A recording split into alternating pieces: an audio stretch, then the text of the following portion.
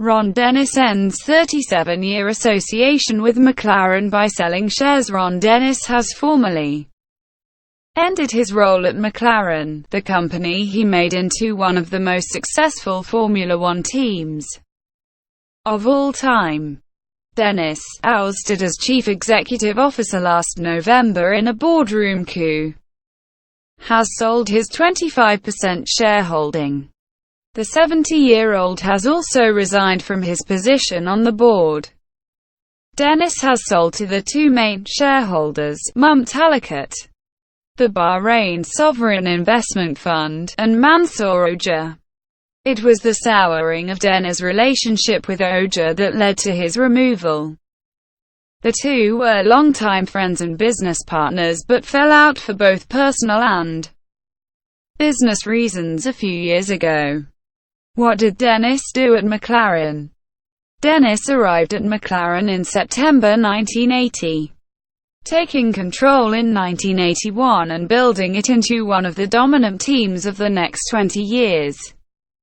He built it through three eras, with tag Porsche engines from 1984 to 87, winning one World Drivers' title with Niki Lauda and two with Alain Prost, with Honda engines from 1988 to 92, winning one world title with Prost and three with Ayrton Senna, and then into a relationship with Mercedes from 1995, which saw world titles for Mika Hakkinen in 1998 and 1999 and Lewis Hamilton in 2008.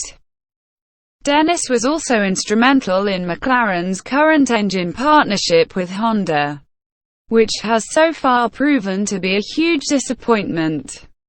The team languish in last place in the championship this season, owing to the lack of power and reliability of the Honda engine. McLaren are seeking a way out of their deal with Honda for next season, aiming to switch to a supply of customer Mercedes power units.